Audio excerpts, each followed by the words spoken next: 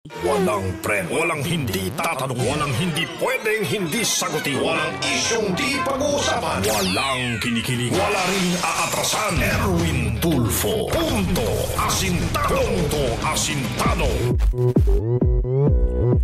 Ay, magandang umaga po, Luzon, Visayas, and Mindanao.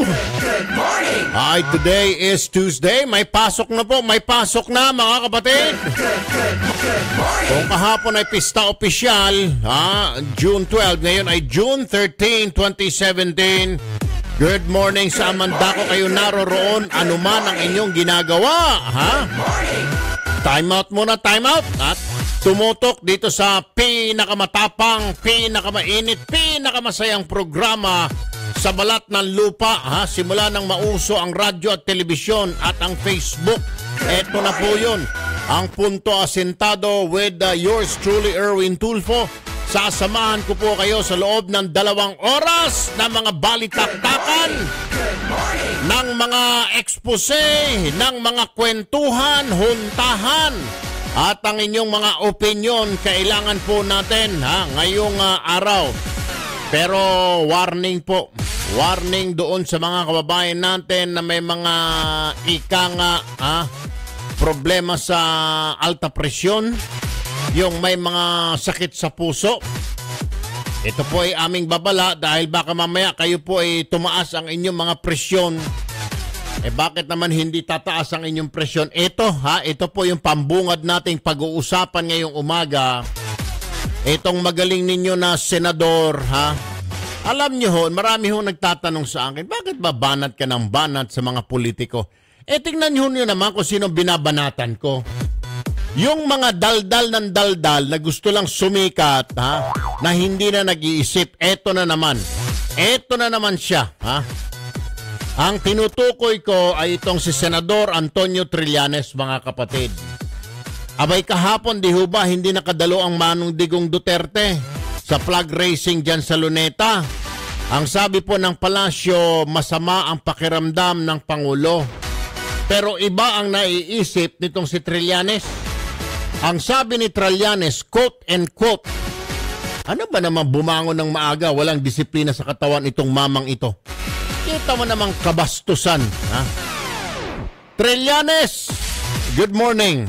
Mamaya, mamaya ikay lalabhan ko, ikukula kita, babanlawan kita at isasampay kita mamaya.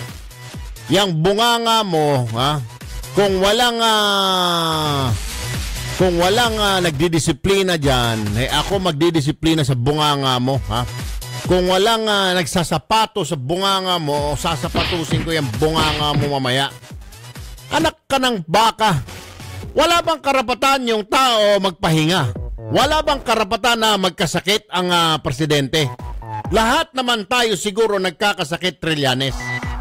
What the hell? Exactly. Mamaya, engineer, doon sa mga talata natin, i-ready mo yan, turuan mo kan IB. Mga bago yung engineer natin, bagong training. Engineer yata yan sa barko. Mamaya.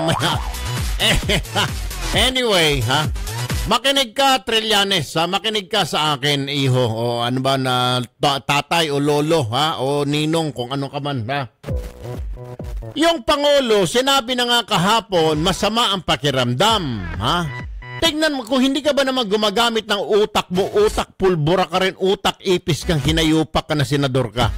Nakakawalang galang ka, alam mo ba na wala nang galang ang mga tao sa'yo? Makinig ka.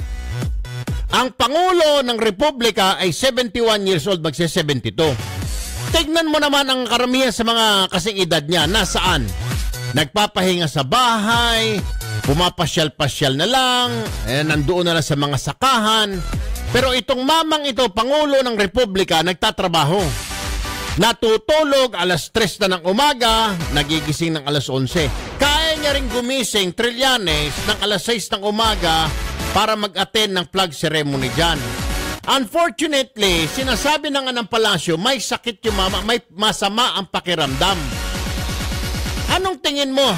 At 70 years old, kailangan malakas lagi ang kalusugan? Kung hindi ka ba naman ob-ob, o sabihin na natin bobo, meron bang 70 years old na araw-araw malakas ang katawan? Pasalamat nga tayo, nakikita natin itong mama na ito, biyahe dito, lipad doon, lipad dito, lakad doon. Lakad ng lakad yung Pangulo mo. Diyos ko po, pagkatapos ngayon, kailangan lang magpahinga, masama ang pakiramdam, bawal na. Tatawagin mo na pag-iisipan mo na masama, iisipan mo na tamad ang Pangulo. My goodness. Anak ka ng, mamaya ka, ha? Mamaya ka sa akin pag off the air natin dito ka sa Facebook. Talagang sasabunin kita, kukulahin. Bawal kasi dito IB sa radyo. Alam mo naman, meron tayong mga rules, ha? Ika nga, conduct dito sa radio. Meron tayong mga KBP guidelines. Gayon din, sa TV, meron tayong MTRCB na tinatawag. Kaya hindi tayo pwede magmura. Pero mamaya ka, Trillanes, may kalalagyan ka sa akin, ha? Anak ka ng pusit. Bawal ba kay Duterte magpahinga? Ha? At pagkatapos iisipan mo na sabihin mong tamad, ayaw pumasok, ha? Ayaw lang gumising ng maaga, hinayupak kang tao ka. Kung hindi ka ba namang ogag. Anyway, mga kapatid, ha? Dire-diretso tayo. Ito pa, dagdag ko pa po yung sakit ng ulo, ha? Ito pa yung sakit ng ulo na idadagdag ko ho, ha? Ang Commission on Human Rights, nagsalita na naman. Alam niyo ba kung ano sabi? Ha? Nako mga kapatid, alam niyo ba kung ano sabi ng Commission on Human Rights? Ang sabi ng CHR, mga kapatid, itigil na yan pambobomba sa Marawi City. Ha? Ang dahilan nila ay may mga civilian daw na tinatamaan. Pero ang sabi po ng Armed Forces of the Philippines, walang tinatamaang civilian. Ha? Wala pong tinatamaan na civilian. Dahil precise yung target. Pero ang CHR, hindi natin malaman. So anumang kadahilanan ay nagngangaw-ngaw at sinasabi baka may mga tamaan na civilian. Commission on Human Rights. Human rights nga ba talaga ng mga civilian o baka human rights lang ng mga maote, ha? Ng mga terorista? Kasi napapansin ho namin, ha? Kayo bilang mga dilawan, kayo dyan sa human rights, kasama nyo ng ilang mga mambabatas, kontra kayo sa giyera sa Marawi, kontra kayo sa martial law, ha? At pagsasabihan pa ninyo na itong mga maote ay may pinaglalaban lang. Hinayupa kayo lahat kayo ng mga dilawan, mga bastos kayo. What the hell? Anong ipinaglalaban? Terorista yan. Ang terorista, walang ipinaglalaban. I-research ninyo. Kung hindi ba naman kulang din kayo sa utak, mga utak pulbar din kayo. Mga buwisit. Isa pa sa pag-uusapan ho natin yan. Yan ang sinasabi ko, yung may mga high blood, yung may mga sakit sa puso, warning ho dahil kakaiba itong programa natin at talagang mabubwisit ho kayo ngayong umaga. Kaya tutok lamang mga kapatid. Isa pang pag-uusapan natin, ito naman tsak high blood ang ilang mga OFW natin. Pero at the same time matutuwa rin. Si Secretary Bebot Bello po ay nag-warning na sa mga tamad at mga inutil na mga polo officials, Philippine Overseas Labor officers or officials dyan sa iba't ibang mga embahada, lalo na dyan sa Middle East. Magtrabaho daw kayong mga hinayupa kayo dahil oras na may makarating na reklamo kay Secretary Bello ng DOLE na nilapitan kayo pero hindi ninyo pinansin yung OFW o humingi ng tulong sa inyo at pero pinalayas lang ninyo, ang katapat na parusa dyan ay sibak sa trabaho. Ang tanong, paano na lang, Secretary, kung yung polo officer tumawag sa Saudi Police at pinahuli yung OFW? Ano kayang sentensya doon? Sabi kasi ni Secretary Bello, yung mga tamad at inutil, sibak sa trabaho. Paano sir yung nagchuchuchu pa? Ichinuchu pa sa mga Saudi police yung isang kababayan natin dahil tumakas. Anong gagawin doon? Hindi lang dapat sibak ang gawin doon sa hinayupak na yun. Ayan po, isa sa mga problema naman, yan sa idulog mo bes. Ha? Idulog mo bes, yan po ang, kung katulad po na nitong isang kababayan natin sa Saudi, dahil binababoy po siya ng kapatid ng amo niya at sinasaktan pa ng amo niya, tumakas na po siya sa employer. Natural, bababuyin ka ba naman? Pero nagpunta po siya sa Embahada ng Pilipinas sa Riyadh. Alam mong ginawa daw ng mga tiga-embassy, ng mga tiga-polo, kagyat na tinawagan ng kanyang yung agency. Ay, nandito, your worker, Filipina is here, please pick her up. My goodness. So kinuha, akala naman ni OFW, dadalhin siya sa ahensya. Ang ginawa nung lintik na ahensya doon sa Saudi, dinala siya sa presinto. Ayun, naghihimas ng bakal na rehas yung kawawang OFW. Binaboy na nga, sinasaktan pa ng amo, nakakulong pa ngayon ang pobre. Talaga naman ang buhay, oh. Yung isa pang kababayan ho natin, sa Qatar naman, 6 sila. Dahil hindi na pinapasweldohan, tumakas po sila sa kanilang amo. Wala, hindi sila pinapasahod, walang sariling accommodation, pinagbabantaan, pampupugutan sila ng ulo. May tumakas na lang yung mga pobre.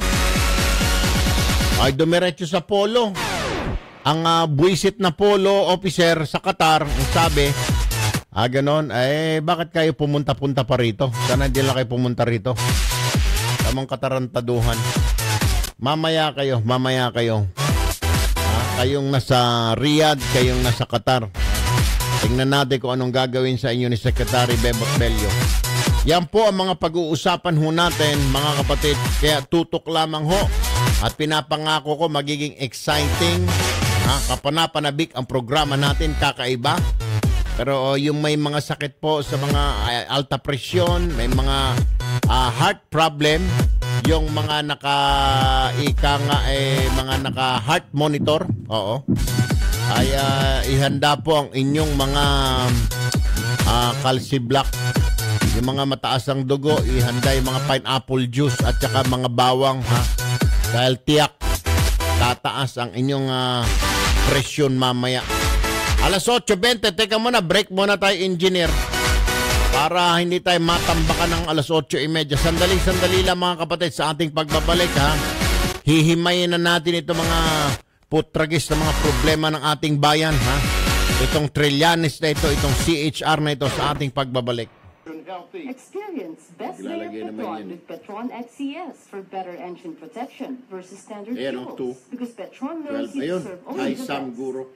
Hi sir, good morning. Maging totoo. Maging malaya. Desiree Diola. Thank you, Desiree. Ray, okay na?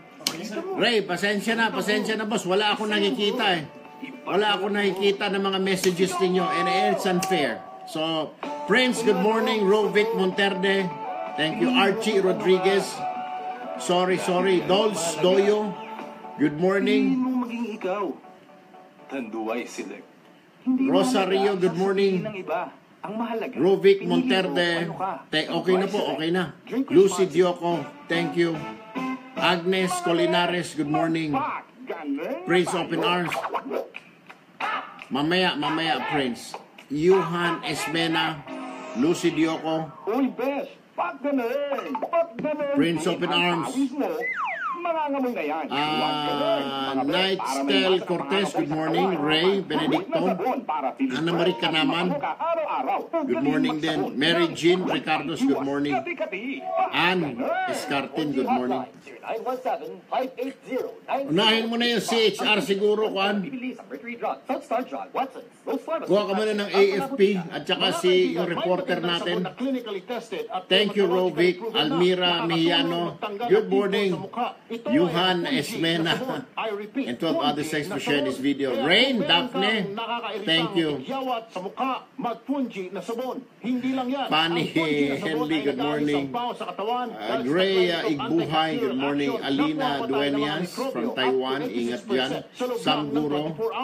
Kaya kung Yes. meron kayo nakakayang amoy Gail sa Chen, amoy sa good bath, morning. amoy sa genital part, Prince para sa mga Open kababaihan, Arms. maligo araw-araw gamit ang Fungi na sabon. Dikis, Araw-araw Dikis, na paggamit Prince, ng Fungi Dikis, na sabon USA. para sa inaasam na kinis at Corazon moisturizer Long. balat. For inquiries, call or text Fungi You're hotline welcome. 0917 Aziliam 0935. Abrab, Ang morning. Fungi na Niesh sabon, mabibili Ishikawa, sa Mercury Drug, Recarte Drugstores, Army, generics pharmacy, Generica at sa iba pang Balayan. mga tiga at supermarket sa inyong From lugar. Alcobar, Sar. Ay, ingat kayo dyan. Sam Guro.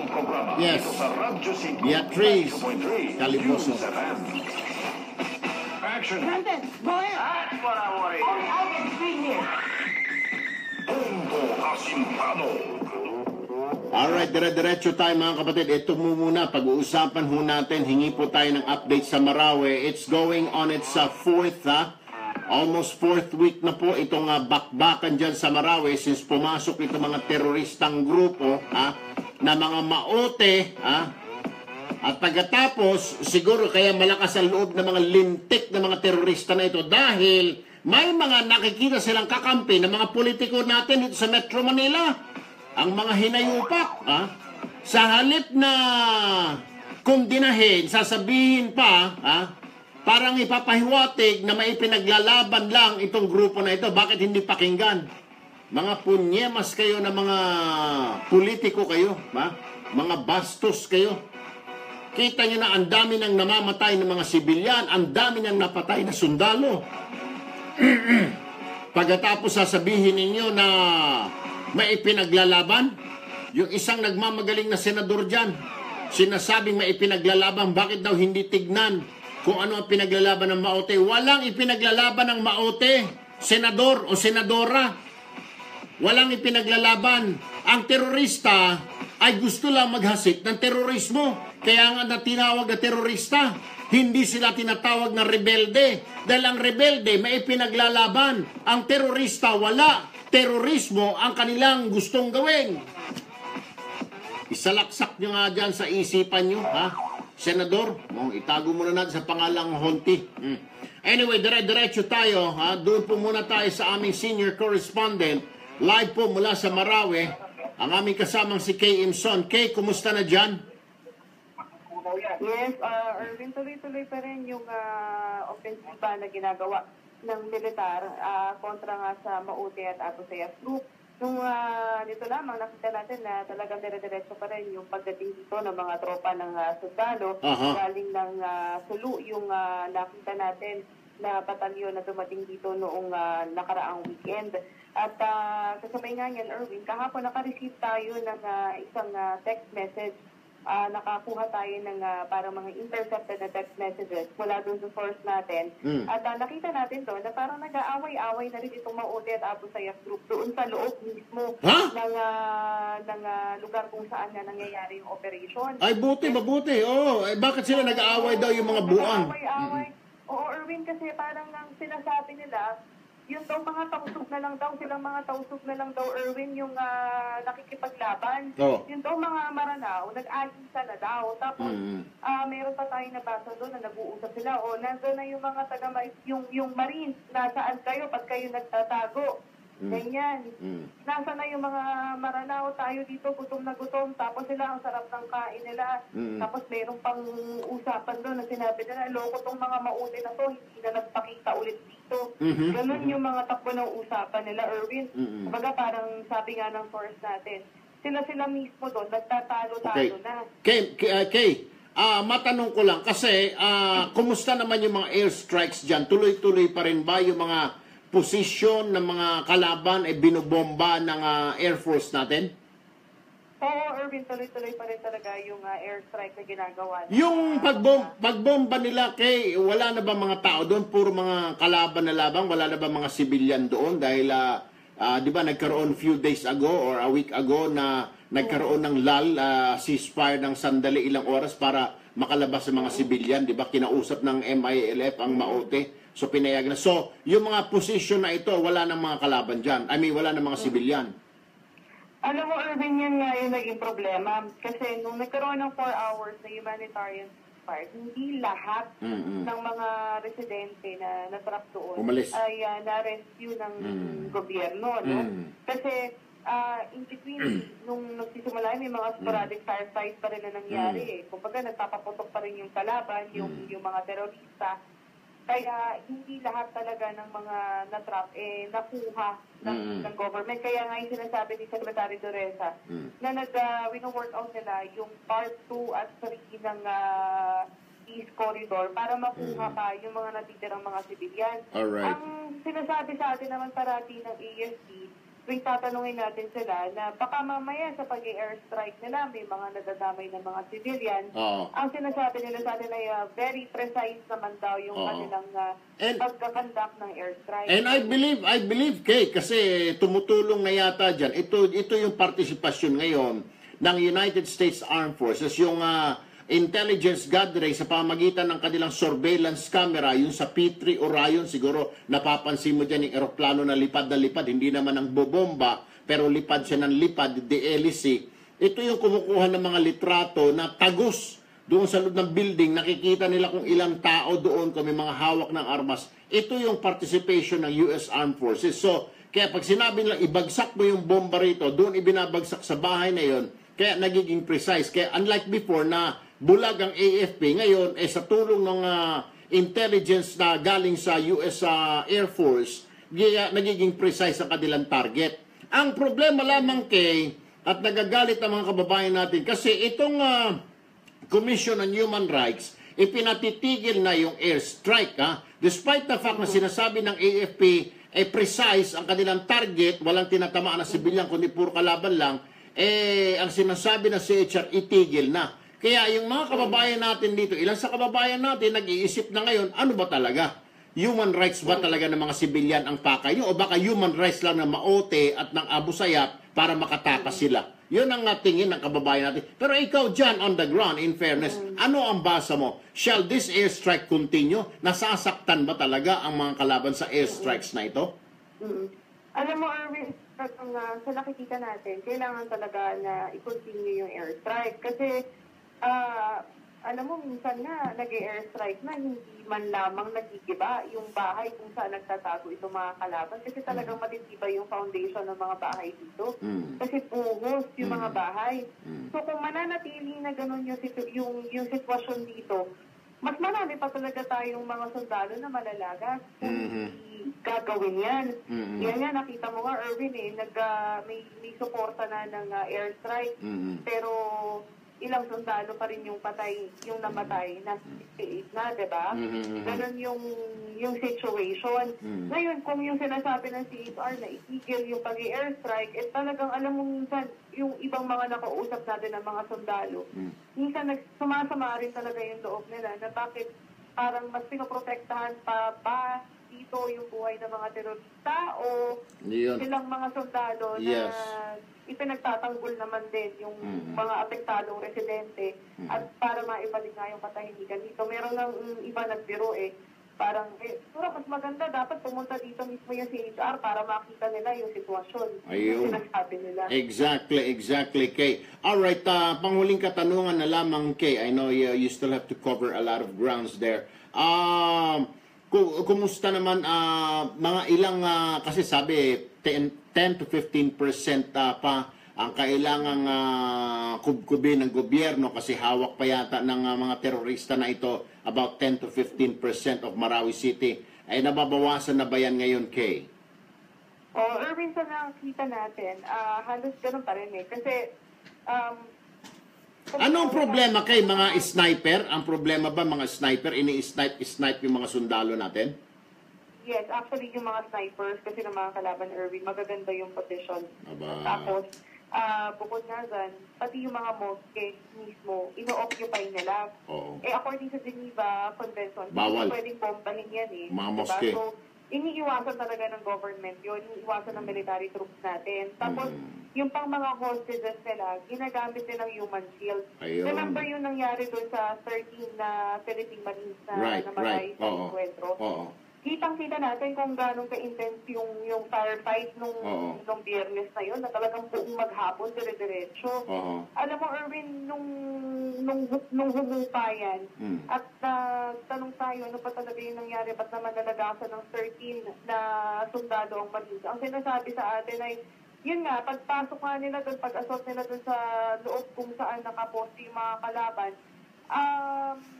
yung iba naka-occupy sa mosque, yung iba naman, ginamit yung mga bihag nila as human shield. So, nag-alangan kumilos ngayon tong tropa. Sundalo. Dahil ang main consideration nila, mailigtas yung mga civilian. hostage victims. Oo. Doon yun yung nangyari, kaya ganun karami yung nalagas sa side ng Bali or Will. That's really sad to hear. Okay, but anyway, sige, ang aming siguro panalangin nilang sambayanan para sa mga sundalo na yan, and this will end soon, ay ika nga. Okay. Anyway, maraming salamat sa iyo, Kay. We will be calling you again, ha? Erwin, tawagol lang sure, pala go yung ahead. yung mga sundalo at yung mga politiko, lahat sila hinahanap sa Bakit? Sana raw batiin mo naman sila. Nila. Babatiin ko mamaya, Kay. Anyway, maraming salamat sa iyo, Kay Imson. Ingat ka, ha? At saka yung iyong crew dyan sa Marawi City. Salamat. Alright. Salamat, Erwin. Si Kay Imson po, ang aming senior correspondent sa TV5. Live po siya dyan sa Marawi City. At doon po sa mga sundalo natin at mga pulis na nakikipagbakbakan po dyan ngayon sa Marawi City, ang amin pong panalangin, ha, sa inyong kaligtasan, naway, Panginoon ko, at Diyos ko, gabayan niyo po itong aming mga sundalo, itong aming mga pulis, ha, na nakikipaglaban, ay yung kanilang buhay ay tinataya para lamang makatulog ng mahibing si Erwin Tulfo, si Juliet Stranding, Nora Lacia, Lablab Antonio, Zenny Viernes, at marami pang iba na makatulog ng mahimbing sa aming mga tahanan para masiguro lamang ng mga sundalo na ito at ng mga pulis na hindi makapasok sa mga bayan-bayan, hindi makarating sa mga lungsod ang mga terorista na ito. At kung kailangan ibuwis nila ang buhay nila, ay binubuwis nila. Panginoon ko at Diyos ko, gabayan mo po ang mga sundalo na ito. Iuwi mo po sila sa kanilang mahal sa buhay. Magandang umaga po at amin pong pagpupugay po sa mga miyembro ng Armed Forces of the Philippines at Philippine National Police, lalo na po doon sa mga nakikipagbakbakan po ngayon sa Marawi City. Alam ko ho yung feeling ho niyan, na siyempre ang isip-isip mo yung pamilya mo. Alam niyo ho ewan ko ba, ito nga ho yung malungkot dito kaya tama yung sinasabi ng sundalo. Oy, CHR Commissioner or Chairman Chito Gascon, sa halip na magdaldal ka dyan sa lintik na malamig mong opisina, dyan sa may Diliman, at nagpapasarap-sarap ka dyan, bakit hindi ka pumunta doon sa Marawi at doon tignan mo kung tama ba ipatigil ang pagbobomba ng militar sa mga kuta ng Abu Sayyaf, sa mga kuta ng Maute, sa mga kuta ng terorista. Hindi mo kasi nakikita, Gascon, na kasi ikaw ay nandyan sa Diliman, walang giyera dyan, nasa air condition ka ng opisina. Pero kung ikaw siguro, kung atapang-atao kang hinayupak ka, pumunta ka doon sa Marawi City para maramdaman mo na every time hinuhulog yung bomba, nanginginig yung lupa. Pag narinig mo siguro yung sunod-sunod na putok ng masinggan, at siguro pag may pakatayo ka doon at may dumadaan, ibinibit-bit na sundalo na patay, siguro baka magbagong isip mo, Gascon. Anak kang hinayupak ka. Salita ka ng salita na itigil ang pambobomba. Paano nga matitigil? Kung ititigil mo, di atras ang kalaban. Dihado ang sundalo natin, Gascon, hinayupak ka, makinig ka sa akin, isa ka pang pulpul. Mabuti ka lang hampasin itong cellphone sa ulo Makinig ka, Ang sundalo natin, dihado. Hindi nila nakikita ang mga kalaban. Dahil ang mga kalaban nasa taas ng mga building. Di ba? Walang iniwan niya sa tagu-taguan. Lamang kapag nakikita mo yung naghahanap sa'yo, nakikita mo. Ganon ang nangyayari, Gascon, ngayon sa Marawi. Yung mga terorista, nakikita yung mga sundalo natin at iniisa-isa nilang pinagbabaril yung mga sniper. The only way to neutralize that, Gascon, is bombahin mo yung bahay. Bombahin mo yung pwesto ng mga sniper. Hindi yung ngak-ngak ka ng ngak-ngak diyang hinayupak ang buwisit ka.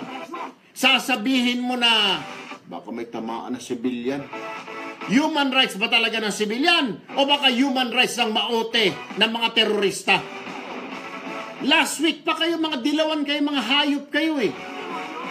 Tapos kaya siguro nagkaganyan, tuwan-tuwa itong mga terorista na ito. Susuportahan pa ng mga senador, senadora. Buisit. Dagdag kayo sa problema sa halip na makatulong kayo, manahimik kayo. I-zipper ang mga bibig ninyo. Para kayong mga ogag. Wala na kayong ginawang tama. Hindi nakikita ng mga sundalo natin. Narinig mo naman yung report ni Kay Imson. Yung 13 Marines. Nag-alangan pumutok dahil ang mga kalaban nasa likod ng mga sibilyan na hawak nila, ng mga hostages. So anong nangyari? Yung mga terorista pinagbabaril ang Marines natin, yung Marines hindi makaganti ng putok dahil baka tamaan ng sibilyan. Pagkatapos sasabihin mo, itigil ang bomba, yung mga sniper na nasa bubong, yung mga sniper na nasa bubungan na iniisa-isa ang sundalo natin, paano mo papatayin? Yung mga nagtatago sa moske, isa pa yung problema na yan. Dapat siguro kausapin yung pinaka-hepe ng mga imam dyan, yung pinaka-chief priest ng mga pinaka-hepe ng mga pare o pastor ng mga Muslim dyan. Kausapin na wag pumaya gamitin ang kanilang mga moske dyan sa Marawi. Ito po ay panawagan ko doon sa mga imam. Ang imam po kasi katumbas po niyan ay yung mga pare ng Katoliko, mga pastor ng mga Christian. Baka po pwede naman mga brother na Muslim na mga imam, sabihan ninyo at wag naman kayong pumayag na gamitin ang inyong mga moske bilang taguan ng mga kalaban na terorista. Wag naman kayong pumayag na gamitin ang inyong mga moske para isnipin ang mga sundalo ng Republika. Dahil pag nagkaganyan ho, kung pumapayag kayo, ibig sabihin tumutulong na rin kayo sa mga kalaban. Ano pang dahilan para protektahan? Oo nga't nasa Geneva Convention yan. Bawal mong bombahin ang mga eskwelahan, bawal mong bombahin ang ospital, bawal mong bombahin ang mga simbahan. Pero paano na lang po mga imam na mga kapatid ko sa pananampalataya? Kung nagtatago ang mga terorista sa inyong mga simbahan, sa inyong mga sambahan, ano na lang ang gagawin? Hahayaan na lang ba? Kung doon na sila natutulog, doon na sila kumakain sa inyong simbahan, at siyempre hindi mapasok? Abay, kung ako lang ho ang leader, Diyos ko po. Kung gano'n, tabla-tabla na ho tayo. Kung hindi naman inyo kayang pigilan, bantayan ang inyong mga moske para hindi mapasok ng mga terorista, ano pa hong saysay nito? Yang moske na yan, dapat tahanan po yan ni Allah. Hindi yan tahanan ni Maote. Isa pa rin kayo. Imbis na tumulong kayo, hindi ba? Dapat may mga aral kayo, may pinag-aralan kayo sa Quran. Yang moske na hindi dapat taguan ng mga terorista. Yan, bagkus yan ay tahanan ni Allah. At dyan, kayo nagbibigay ng aral sa mga salita ni Allah. Hindi yan para gamitin ng mga terorista, ng mga maote. Isa pa kayo, mga imam kayo, makinig din ho kayo. Nangyari, pinapumapayag kayo na gamitin ng mga terorista ang inyong mga moske. That's not right. That's not good. Magkakapatid ho tayo, iisa pong sabi nating lahi natin. Ikaw si Imam Pilipino, ako si Erwin Pilipino. Pilipino ang apelido natin. Hindi ka si Imam Syria o hindi ka si Abdullah Iraqi, hindi ka si Wahab Saudi. Ikaw si Wahab, ikaw si Abdul Pilipino, ikaw si Imam Pilipino. Ewan ko mga kapatid. Balikan naman natin itong si... Okay. Sa ating pagbabalik, Gascon, di pa ako tapos sa'yo, ha? Bibigyan pa kita ng paliwanag, ha? Kung kailangan pompyangin ko ang ulo mo para magising kang hinayupa ka, pupompyangin ko yung ulo mo. Makinig ka sa akin mamaya, Gascon, pagbalik. Diyan lamang ho kayo mga kapatid, 8:43 ng umaga. Magbabalik ang paborito mong programa katapos ng ilang paalala dito sa Radyo 5, 92.3 News FM.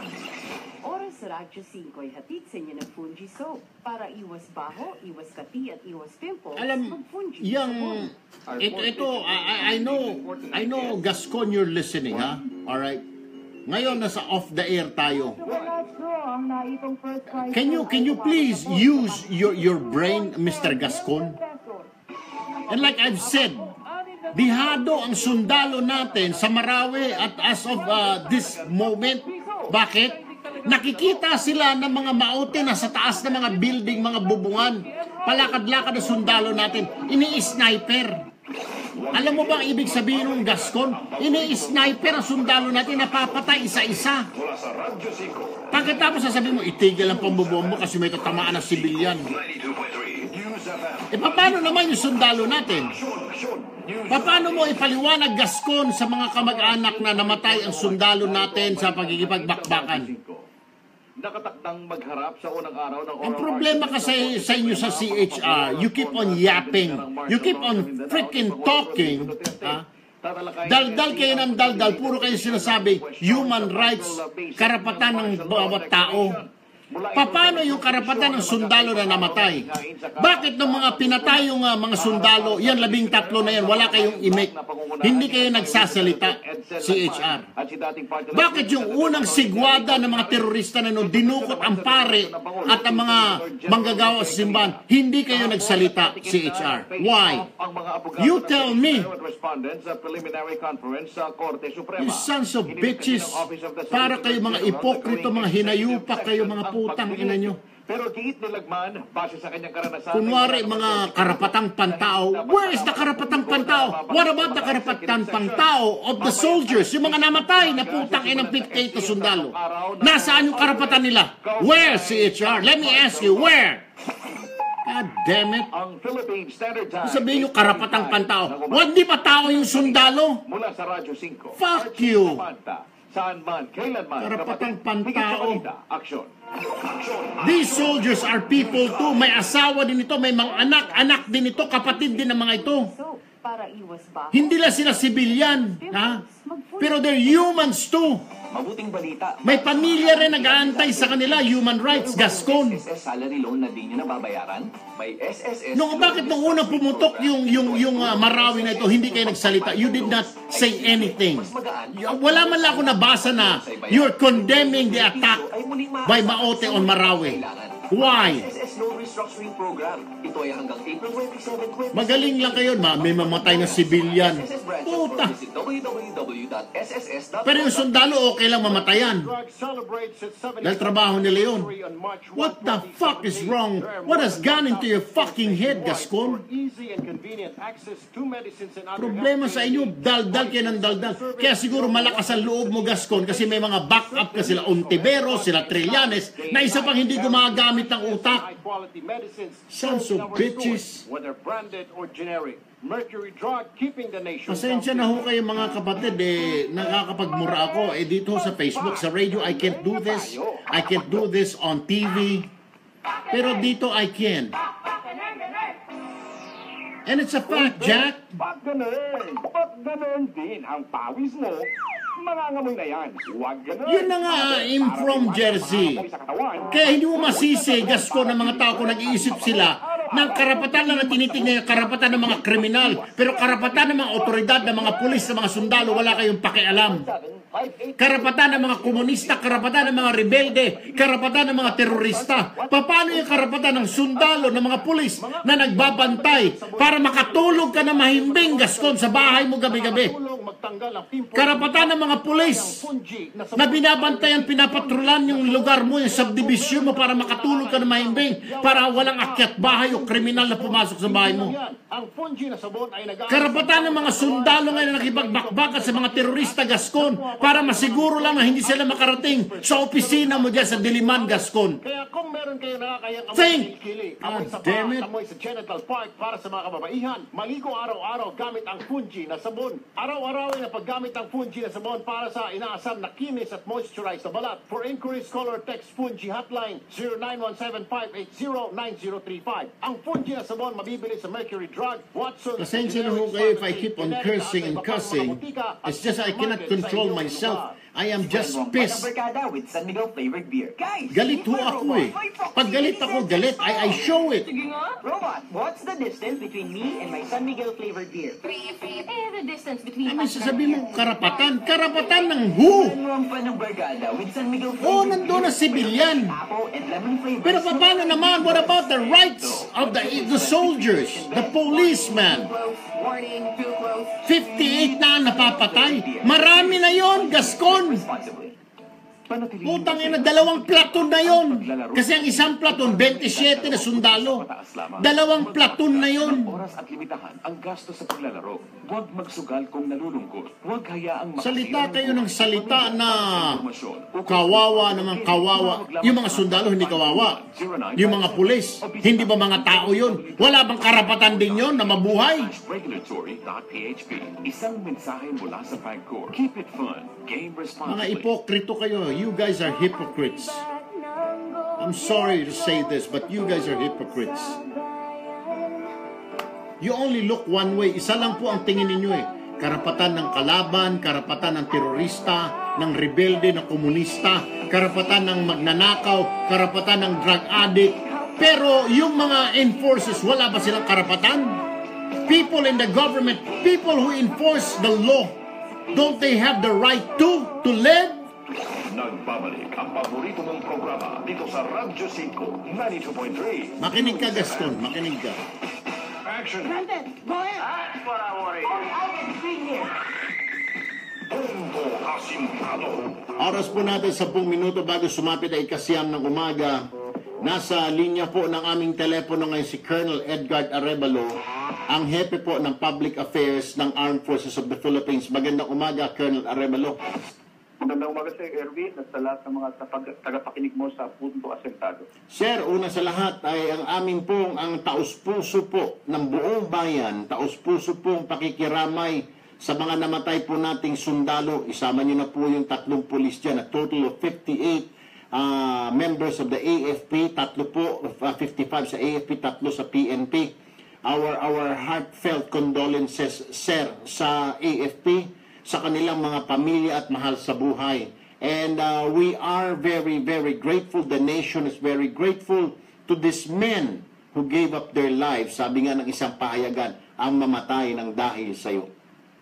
Salamat Erwin at sa inyong patuloy na pagpapawag ng suporta. Nasisiguro po natin na makararating po yan sa lahat ng mga kamag-anakan at mga naulila ng ating mga kawal na namatay sa larangan ng pagtatanggol sa ating bayan, at yan po ay malugod nilang tinatanggap at pinasasalamatan ang inyong pagkilala. Exactly, sir. Because kung hindi po sa mga tao na ito, dahil po sa mga tao na ito, katulad ho ninyo ng mga sundalo ninyo, mga Marines, Army, Navy, Air Force, mga police natin, nakakatulog po si Erwin Tulfo ng mahimbing dito sa Metro Manila. Ganon din si Malu Caparino, Mayel Misdao, nakakatulog na mahimbing si Dirk Alapara rito sa Metro Manila, nandyan sa Visayas, nandyan sa Zamboanga. Nakakatulog tayo ng mahimbing dahil nandyan ang mga sundalo. Kung wala itong AFP at PNP, tiyak, baka ang buong bansa ay hawak na ng mga terorista. Kaya kami ho'y nagpapasalamat. Pero maiba tayo, sir, nagsasalita na naman. Kaya ako'y galit na galit kanina at nabubwisit na ako dito sa CHR na ito. Nagbukas na naman ng bunganga ito mga tiga CHR, at lalo si Gascon, at sinasabi, itigil na raw ang pambubomba dyan sa Marawi kasi baka may mga sibilyan na mamamatay. Pero sabi nga ng AFP, precise naman yung kanilang target. Besides, this is the only way to get to the enemies, ika nga. Tama po ba, Colonel Arevalo? Tumpak po, Erwin, ang ating pong ginagawang airstrike ay ito po ay commensurate. Ibig sabihin, karampatan lamang sa puwersa na pinakikita ng ating mga kalaban. So isang beat-up area po na katulad nito na tayo po ay kulang na lamang ay makatanggap ng mga batikos kung bakit umabot na raw po ng 22 araw ay tila wala pa pong nakikita o nababa na agang pagtatapos nito. Ito po ay dahilan sa napakaraming mga konsiderasyon na kailangan natin tingnan. Pangunahin po dyan siyempre ang kapakanan ng ating mga sibilyan na naigipit po sa labanan. Kung hindi lamang po sa kanila, mas madali po sana nating may execute ang ating mga plano sapagkat wala po tayong inosenteng buhay na kailangan sa alang-alang. Ikalawa, Erwin, yun pong structure kung saan sila nanduroon, they are in a vantage position. Nasa sa high ground po sila, naka-advantage po ang kanilang position, naka-ready sila, ang kanila pong mga tinutungtungan ng mga structures ay hindi basta-basta, ang dingding, ang kisame, ang sahig ay buhos na simento, may mga underground po sila, meron po sila mga connecting tunnels in between buildings, kaya po napakadali nilang nagagawang nagsisilipat-lipat at madali po nilang na-execute ang kanilang plano na kahit po sibilyan na tumatakas, binabari po nila because they are in a vantage position. Now, given these at least two considerations, Erwin, wala po tayong ibang option kundi gumamit po tayo ng assets ng ating pamahalaan, kagaya po ng airstrike, ng armor at ng artillery. Kailangan po nating gamitin ito sapagkat wala na po tayong ibang paraan na pwedeng gawin kahit po may mga counter actions tayong pwede gawin sa kanilang mga snipers. Meron din po silang improvised explosive devices, meron po silang rocket-propelled grenades na kakayang makapag-disable ng ating mga tangke. So wala po tayong ibang nakikitang paraan kundi i-apply ang commensurate measure kagaya ng airstrike. Alright. Ang airstrike naman po natin, Erwin, ay pinag-aralan muna po natin mabuti ang target, in-identify po natin, at meron po tayong karampatang training sa ating mga piloto upang kanilang magawa ito successfully. Alright, sir. Isa pa hong issue, itong problema rin ho yan, ayon sa aming reporter on the ground na si K.M. Son. Yung mga kalaban, yung mga terorista, seeking shelter sa mga moske, alam naman ho natin lahat, base sa Geneva Convention, bawal bombahin ang mga simbahan, ospital, eskwelahan. Pero paano ito kung pinapagamit naman ng ilan dyan ang kanilang moske para takbuhan at taguan? How do you contain this? Paano ninyo mapapa-flash out ang mga kalaban kung nasa moske na sila, Colonel? Tama po yan, Erwin. We have the provisions on the Geneva Convention na hindi na po pwede na po siyang gawing legitimate military target the moment na yan po ay ginagamit na o pinahihintulutang gamitin sa pakipaglaban. At lalo na po sa nakikita natin at sa mga reports na meron tayo, nagyan na po sila nag-establish ng kanilang defensive position, nagyan na po sila nag-establish ng kanilang mga fortresses. So, ang ibig pong sabihin yan, na-eliminate na po yung immunity from attack or from military assault nito mga structures na ito. Magkaganon pa man, Erwin, hanggat maaari, iniiwasan po natin na madamay ang mga places of worship na yan, lalo na kung dyan nila itinatago yung mga sibilyan, sapagkat yan po ay sinasabi natin initially protected area. Pero kung darating po ang pagkakataon na dyan po talaga sila magtatago at gagamitin nila yan upang higit pa nilang mapagbantaan ang buhay at kabutihan ng ating mga sibilyan na wala naman pong kinalaban sa gerang ito, sa bakbakang ito at magiging panganib sa ating mga forces, kailangan po natin na gamitin ang ating mga assets upang targetin natin ang mga nagtatago dyan sa mga lugar na yan. So, ulitin ko lang po, may mga nagtatanong kasi sinasabi na pwede na base sa bagong mga kautusan sa Geneva Convention, pag ginagawa ng teritoryo o taguan, position, fortified position ng mga kalaban ang isang moske, then pwede na itong maging target ng military operations. Tama po yan, Erwin. Ayan naman po ay dati nang nakasulat sa Geneva Convention natin at yan po ay ever since yan po ang ating pinagbabasihan. Subalit sabi nga po natin, hanggat may iba pa po tayong available na options na hindi yan ang ating maging target, gagawin po natin yan. Subalit kung darating po ang pagkakataon, kaya na po ang kanilang ginagamit na tanggulan, yan na po ang ino-occupy nila upang lalong ma-threaten ang ating mga sibilyan at ang ating mga advancing forces, kailangan na po nating gamitin ang ating commensurate assets upang atakihin na rin natin maging ang mga lugar na yan. Kaya kung gano'n na rin ang ating kahilingan sa ating mga iginagalang ng mga Muslim religious and clerics, na sana po sila ang magpahayag ng kanilang pagkontra, sila ang magpahayag ng kanilang pagtutol upang ang mga teroristang ito ay hindi gamitin ang lugar sambahan upang maging kampo nila sa kanilang pakikipaglaban ating mga sundalo at gagamitin nila upang higit na maharas ang ating mga sibilyan at inosenteng wala namang kinalaban sa bakbakan ito. Alright, Colonel Edgar Arevalo, Public Affairs Chief, maraming salamat sir. Muli sir, kung kayo po ay pupunta doon sa Marawi at magsasalita o si AFP Chief, pakisabi po na ang buong sambayanan po ay nananalangin, kabilang na po itong mga nakikinig ko sa atin, nakatutok sa atin sa Facebook, sa Radio TV, sa TV5. Ang aming pong panalangin hanggang sa mga overseas Filipino workers po namin, wala pong kami ibang pinagdarasal kundi ang kaligtasan ng mga sundalo natin na nariyan ngayon nakikipagbakbakan at hindi pa malaman nila kung sila ay makakauwi ng mahinahon o kung sila ay makikita pa nila ang kanilang pamilya. Ang aming pong panalangin para sa kanilang kaligtasan, Colonel Arevalo, sir. Salamat po, Erwin, sa dalawang pagkakataon po na nakadaupang palad natin ang ating mga sundalo diyan sa Marawi, sa ating pong pagdalaw sa mga naulila ng mga Marines kahapon diyan sa Fort Bonifacio. Pinahayag po natin palagi ang inyong pahayag ng suporta, Erwin. At sana po sa paulit-ulit po ninyong pagbibigay pagkilala sa ginagawang sakripisyo ng inyong mga sundalo at pulis, sana po ay mas ikit na mahalin at maunawaan ng ating mga kababayan, kaya gaya ng binabanggit ninyo kanina, na ang dunga ng mga pagsasakripisyong ito ng inyong security forces ay siyang tinatamasa ng bawat isang Pilipino hanggang ngayon mula pa noon. Maraming salamat po sa inyong patuloy na panalangin at pagsuporta. Magandang umaga po. Si Colonel Edgar Arevalo, hepe po ng AFP Public Affairs. Sana CHR Chairman Gascon, sir, nakikinig ho kayo. Ano po? Sana ho'y nakikinig ho kayo. Para naramdaman ho ninyo kahit papano, kahit katiting man lamang, yung awa. Na itong mga sundalo na ito ay tatay din po, kagaya mo, kagaya ko. Na itong mga sundalo na ito ay mga anak din. May mga nanay din, tatay na nag-aantay. Na itong mga sundalo na ito at mga pulis na ito ay mga kuya din, mga kapatid din, na may mga nag-aantay sa kanila. And then you're saying na paano ang rights ng mga sibilyan. Stop.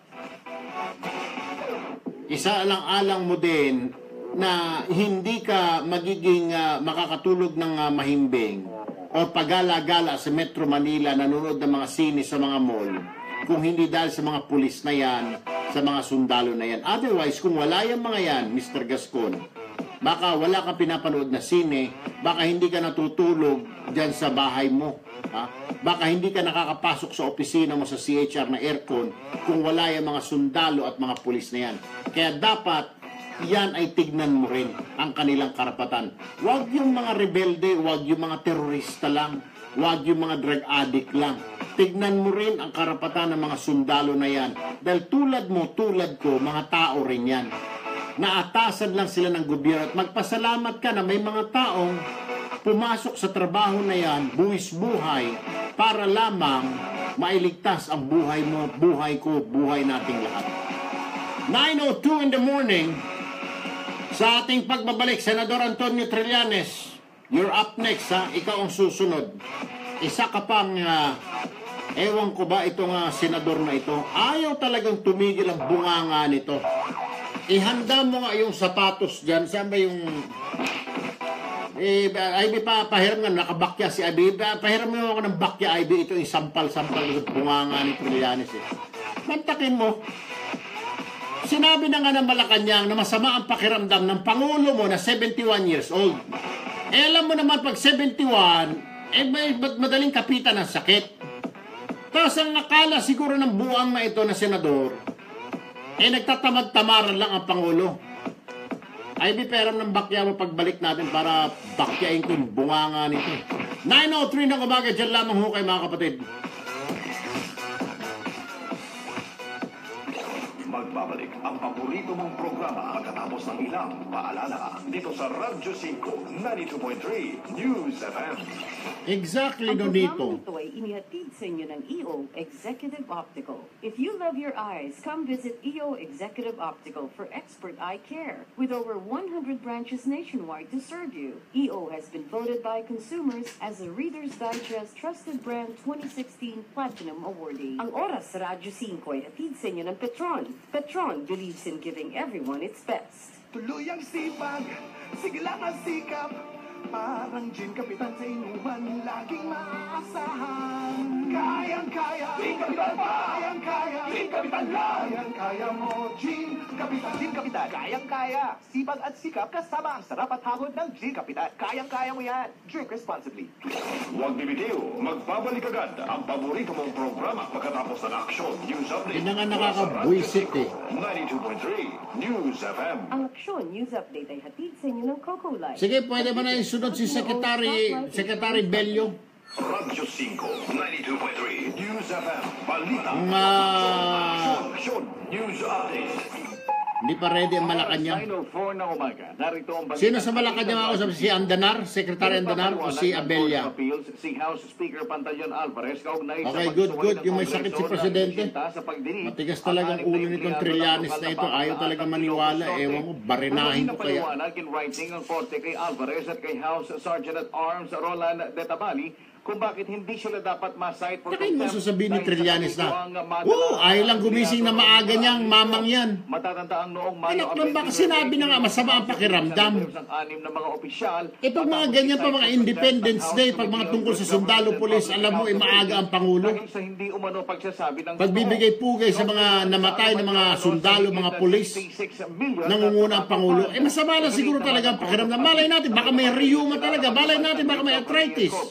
Diba? Para obligahin ng Kongreso na ipresenta sa Korte ang 6 na opisyal. Base na rin daw yan sa dati ng ruling ng Korte Suprema. Ang Philippine Standard Time, 9:05 ng umaga. At yan ang balita mula sa Radyo 5. Archie Zapanta, saan man, kailanman, kapatid, higit sa balita. Mayor Bin Laden. Aksyon, News Update. Ang Aksyon News Update ay inihatid sa inyo ng Coco Life, the biggest Filipino-owned stock life insurance company. Dapat lang. Radyo 5 ay hatid sa inyo ng Petron. Tawagan mo rin si Subiri. Tanong mo na, nag-offer daw ng free ticket si Senator Subiri para doon sa mga ayaw ng Marcelo. Pumunta ng Marawi. Dapat lang. Para malaman nila siguro. Uy, bes! Wag ganun! Tawagan si Senator Subiri. Tawagan si Secretary Andanar. Wag ganun! Papasukin niyo muna si Secretary Bello. Para doon sa mga, isa pa ito mga tamad na mga lintik na mga magsabon ng Fuji pang iwas kati-kati. polo officers. Dagdag sa problema na. Hey, from Canada, good morning to you there, or good evening. Nanette, Becca Alvarez, Tessa Jo, at sa iba't mga butika.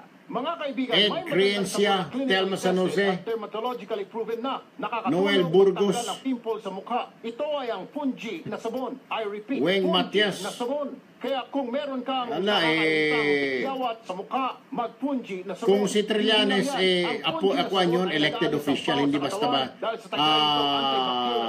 ang kailangan mo dyan, impeachment. Si Gascon naman si HR, may term of office sila na 6 years. Si Pinoy ang nag-a-appoint yan. I think kalahati ng termino ni Pinoy. So, meron pa yata yan hanggang next year itong si Gascon. May term of office niya na 6 years. Fungi Hotline 0917-580-9035. Ang Fungi na sabon mabibili sa Mercury Drug, Watson's, The Generics Pharmacy, Generica at sa iba pang mga butika at supermarket sa inyong lugar.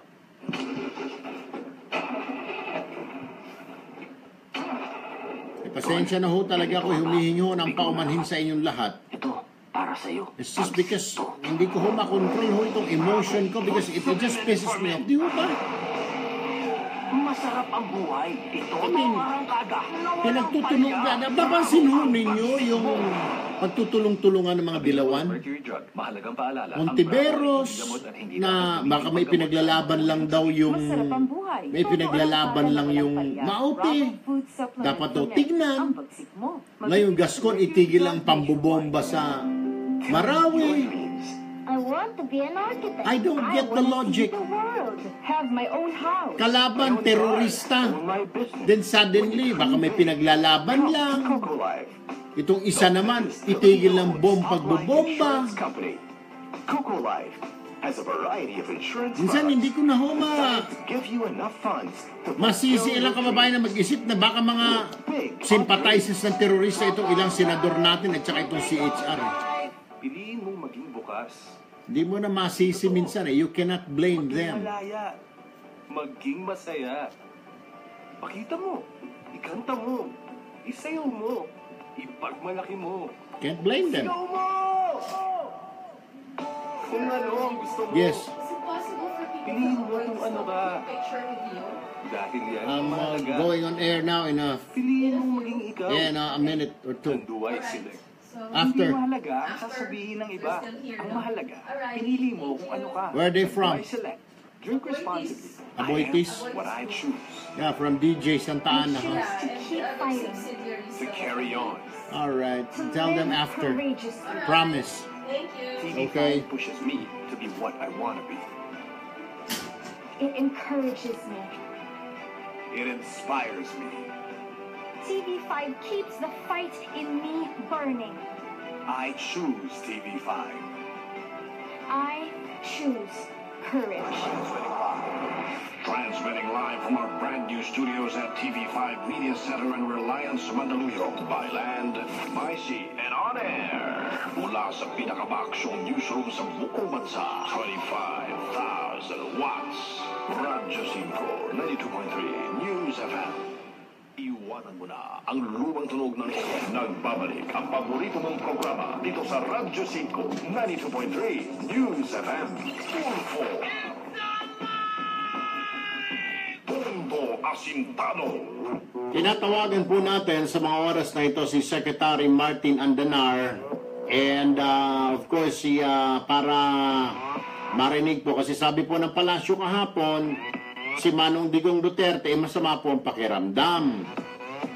Pero may isang tao dyan na itawag na natin itago natin sa pangalang Trililing, ayaw maniwala. Sinasabi baka nagtatamad-tamaran lang. Hindi, unahin mo na si Secretary Bello siguro. Kung hindi pa ready si oo. Panghuli natin itong si Trillanes. Itago natin sa pangalang Trililing, ayaw maniwala. Sinasabi baka nagtatamad-tamaran lang Pangulo, ayaw bumangon. Sinabi na nga masama ang pakiramdam. 72 years old na ang Pangulo. Siguro ang lolo mo, Trillanes, tumatakbo pa ba? Isipin mo na lang, 72 yan, natural, may mga sakit na mararamdaman yan. Bakit yung lolo mo ba? Malakas ba? Kasi lakas ng kabayo nung 72 yan? What in the world? Alright, nasa linya po ng aming telepono ito. Na-miss ko na rin ito. Oo. Matagal-tagal ho nating hindi nakausap. Pero finally, sa sobrang busy po ng mama na ito, suddenly we caught up on him. Nahuli namin. Nahulog siya. Nabitag ko siya ngayon. Si Secretary Martin Andanar ng Philippine Presidential Communications Operations Office. Magandang umaga, Secretary Sir, paring Martin. Partner? Morning, partner. Really, nakakaiba pag naririnig ko yung boses mo, nabubuhayan ako ng loob at lahat ng mga ugat ko sa katawan, simula sa taas hanggang sa baba. Lumalambot. Bakit naman lumalambot? Tumitigas ka dahil ugat, siyempre yung mga dugo, But anyway, Ugat, aga-aga pa ugat, siyempre yung kanina pa ako nagagalit dito, Secretary Mart. But anyway, sir. Ay, partner, malapit na yung kumpil na anak ko, Darating ako dyan, partner. Anyway, Sec, good morning daw muna, sabi ni Minji Kim at saka ni Marilyn Bebe. Napakarami na Victor Soriano, mga nasa Facebook natin, paring natin. Ay, congratulations nga pala sa Facebook saka Facebook Live. Napanood ko, million ng viewers. Nako, salamat, Secretary. Oo. Congratulations. But anyway, para marinig ka ng milyon-milyon din kababayan natin, Sec, ito lang. Kanina pa ako high blood Meron kasing isang tao dyan na ayaw maniwala. Ang tingin niya, kaya hindi raw nakadalo ang Manong Digong doon sa Luneta flag raising ay dahil nagpatamad-tamad lang, ayaw gumising na maaga. Pero Malacanang already said the President wasn't feeling well. Tama po ba, Sec?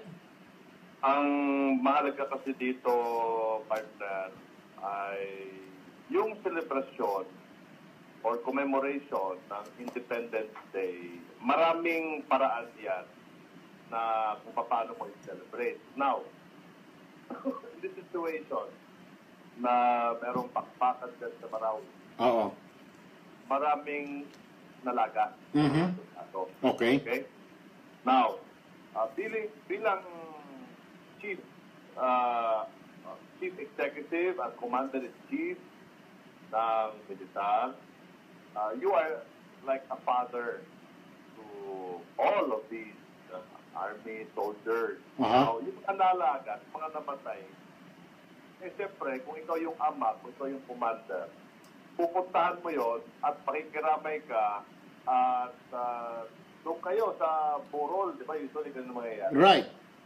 Siyempre, ama ka, lang naman anak po na matay, hindi mo pupuntahan. Di ba? So, ang presidente po natin ay kilala siya bilang isang taong may tapang at may malasakit. Tama? Oo. So, naturalmente, sa ating Pangulo na pumunta doon at makiramay at pumunta sa burol. Di ba? Oo. Oo. Sabihin ko, Clerio. Ang presidente po natin ay, ang ginawa niya ay inikot niya, pinuntahan niya yung mga foreign soldiers natin, nakiramay doon. At sino ba namang taong hindi mapapagod sa ganong klaseng trabaho? At pero pinakamalaga dito is that is how the President commemorated the Philippine Independence Day by going to our fallen soldiers, our heroes, and giving them comfort, the families, sinasaluduhan sila. Siguro wala na siguro pinakamainam na nakatamang gawin ng Pangulo, kundi yun. Alam nyo, palagay ko, Sek, nasanay lang ito si Trillanes, Senador Trillanes, na nung nakarang administrasyon kasi yung Pangulo niya, nung dumating yung SAP 44, nandoon nag-inaugurate ng planta ng isang sasakyan. So, baka ang gusto niya ganun, na hayaan lang ng Pangulo, wag dumalaw ang Pangulo sa mga sundalo na namatay, bagkos ay dapat nandoon nagkikipag-flag racing at pangising-ngisi sa mga kamera, sa press. Ganun siguro pakiramdam ni Trillanes. Ang para sa akin kasi, sa ng akin sa mga ganitong klaseng mga sitwasyon na hindi naman ordinaryo, you also have to adjust to the situation na kung saan magkailangan ang presensya ng isang Pangulo. Now, alam naman natin na the flag ceremony, the laying of wreaths, luneta, malaga naman yan. Pero meron din namang mga representative. Nandun naman ang Foreign Affairs Secretary. Si Secretary Cayetano. Nandun din naman si Vice President Lenny Robredo. Correct. Nandun naman lahat ng mga kawan na kaya nandoon. And kami, mga cabinet secretaries, sinasay nila sa ibang lugar, sa buong Pilipinas. Correct. Which also, sinabi sa akin sa Bukidnon, this is the first time nangyari na nagpadala ang puro ng kinatawan sa Bukidnon para mag-raise the flag. We are in a very unique situation right now. But also, it calls for the unique presence of the President. Okay. Doon sa mga, at kailangan siya ngayon ng mga pamilya, ng mga susunod na namatay. Alright. So, sir, linawin ko lang. So, the President, after visiting the troops, visiting iba't ibang mga headquarters ng mga AFP sa Mindanao this past few days, napagod. So, medyo sumama ang pakiramdam ng Pangulo. Kaysa naman sabihin ng Pangulo, kung ikaw yung halimbawa pamilya ng sundalo. Tapos sabihin na the President is scheduled to attend the wake, the burol. Tapos hindi dumating ang Pangulo. Tapos bakit hindi dumating ang Pangulo? Masakit yun. Kasi po, natulog na maaga kasi merong flag ceremony bukas. Ay, mas masakit yun. Mas masakit yun dahil natural. Teka muna, ito sundalo, nagpakamatay nang mamatay ng dahil sa'yo. Right. Ayun yan, diba? So, the time calls for it. So, I don't see anything wrong with it na ang oras ng Pangulo ay inilalaan niya sa mga taong mas kailangan niya. Okay, sir. Madagdag ko lang, ano po reaksyon nyo rito na tinawag pa ni Trillanes si Duterte na tactless at walang disiplina sa katawan? Sir. Alam natin, si Senator Trillanes will always be the perennial oppositionist. He will always be the perennial critic. Pero dapat, sir, ilagay naman sa tama. Kasi hindi na ho maganda pakinggan eh. Daldal ka ng daldal without thinking. Sasabihin mo walang disiplina sa katawan yung tao. Eh may mga ginagawa naman ng Pangulo. Kaya nga, kung may bakya si Ivy rito, bakyain kung bunganga nitong hinayupak. Ikaw, hindi ka pwede magsalita ng gano'n. Ako lang ang pwede. Ikaw, ako lang. Magkabilang, bakyain ko. Isungal-ngal ko sa bunganga niya itong bakya ni Ivy. Eh, nabubuisit na ako talaga, Secretary. Puro daldal na lang. Mas masakit yung bakya ni Kenneth. Easy. Hindi nakabakya si Kenneth. Naka-sapatos. Easy. Easy. Ano pala yung sapatos ng kabayo? Yun. Anyway, so, itong sa Marawi, the president's being briefed every day, right? Ang situation din, day by day. Araw-araw po yan, partner, mga kababayan. Kung mga sekretary nga ay binibrief ng nangyayari araw-araw din.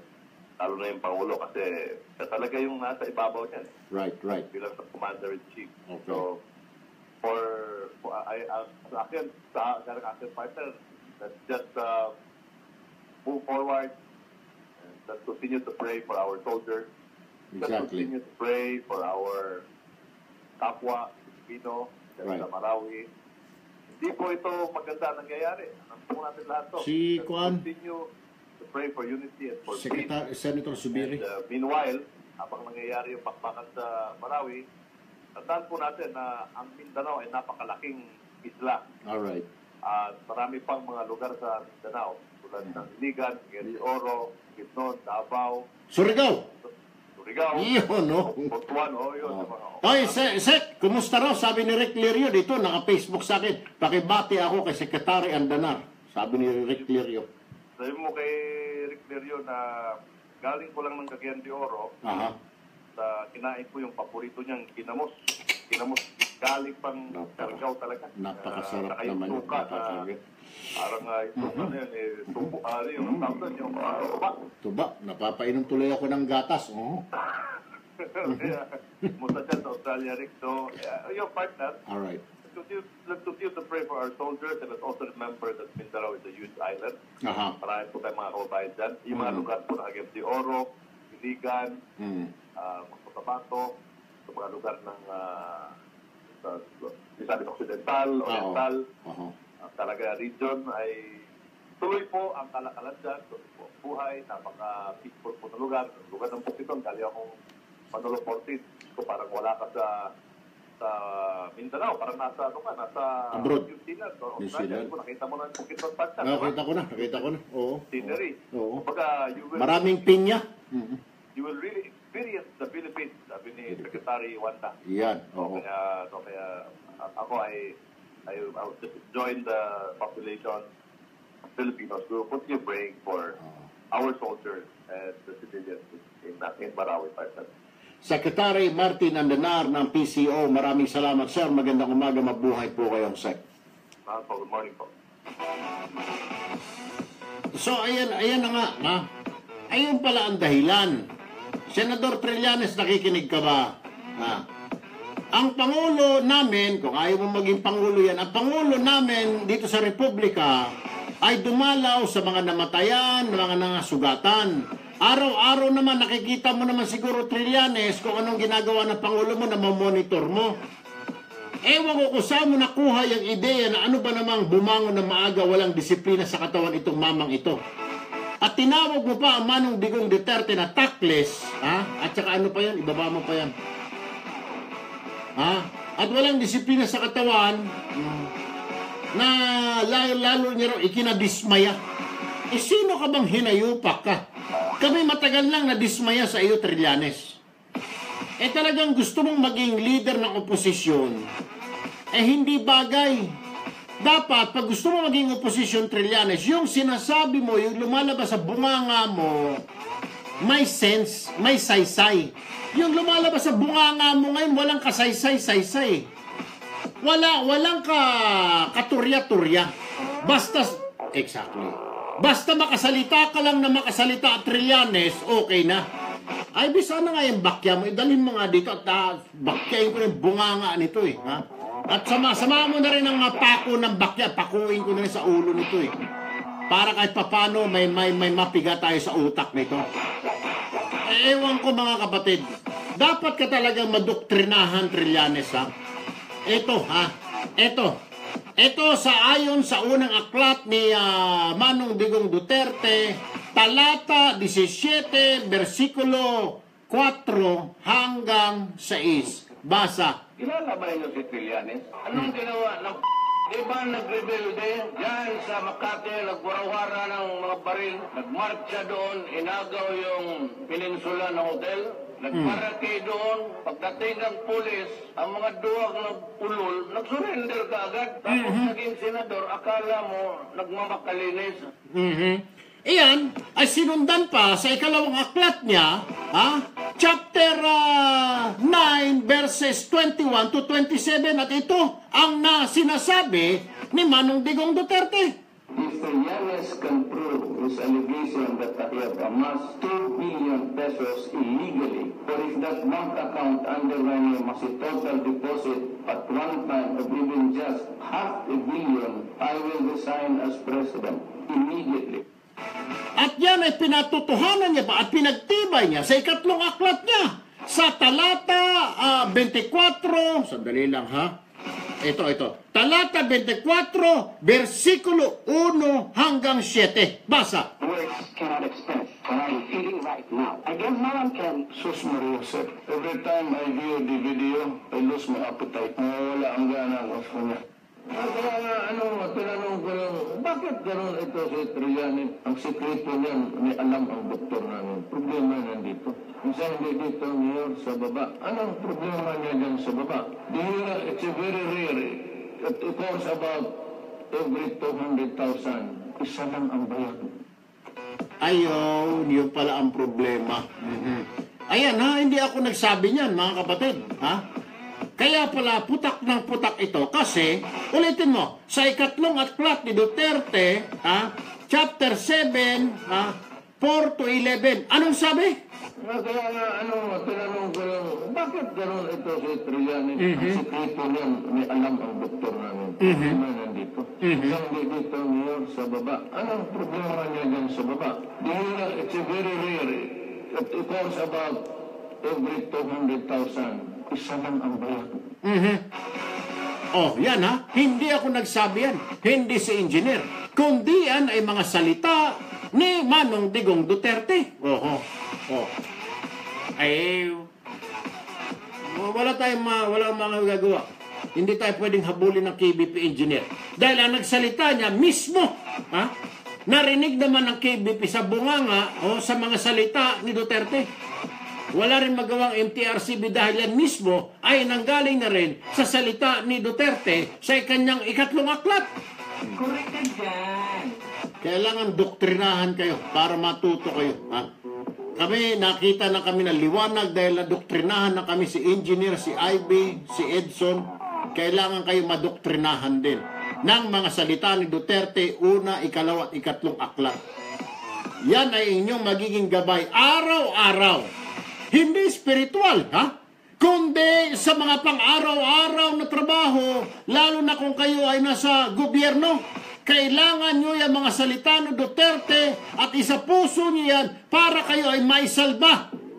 Maisalba sa bakal na rehas at baka kayo makulong dahil sa korupsyon. Alas 9:27 ng umaga. Pinapatawa ko lang ho. Pero mamaya sa ating pagbabalik, ewan ko. Ang sabi pa po ni Senador Mig Zubiri, oy, kayo makinig kayo yung mga dilawan dyan at yung mga kontra sa Marcelo. Bibilhan niya kayo ng plane ticket papunta doon sa Marawi para makita ninyo ang sitwasyon, para makita ninyo kung paano yung sundalo hindi kumakain simula umaga hanggang gabi dahil naiipit sa bakbakan, para makita nyo, para tumigil kayo kakangaw-ngaw na itigil ang martial law.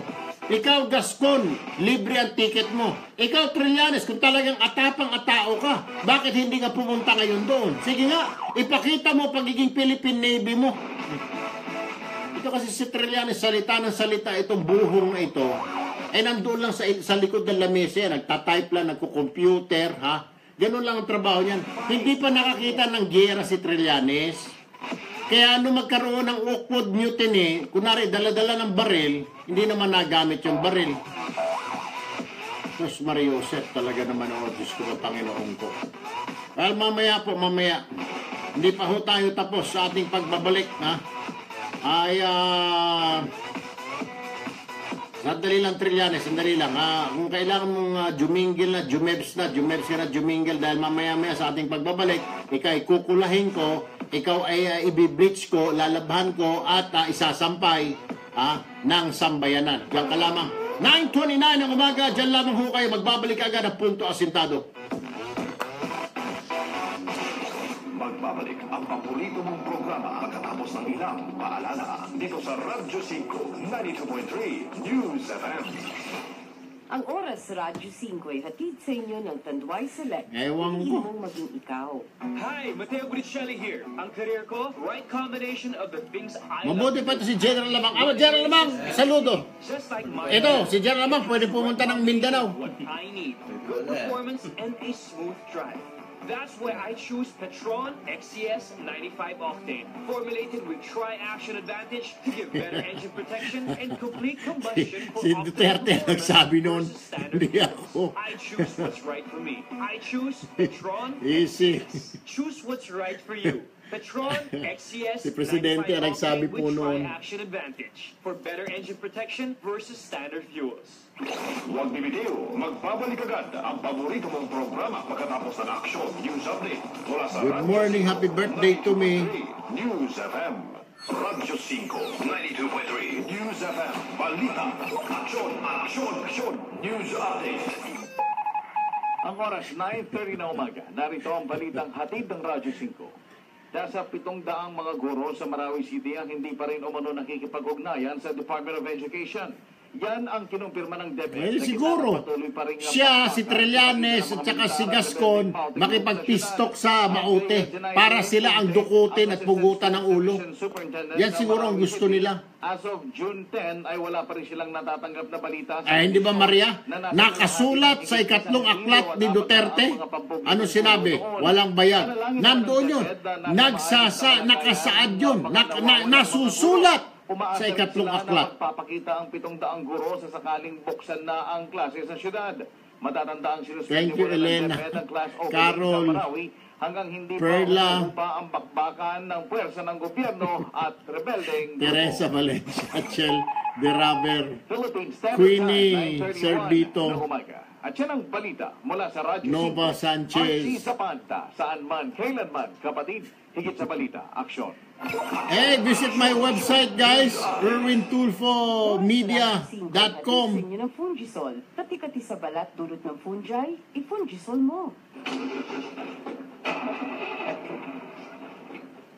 Ayun, yun, Noy. Kailangan madoktrinahan eh. Pero lumalaban pa, ayaw pa eh. Ha? Ayaw pang makakita ng liwanag, ayaw pa makita yung tamang daan. Masarap ang buhay. Ito ang arangkada na walang palya. Bravo ang Di ba, may tuwid na daan. May dating daan.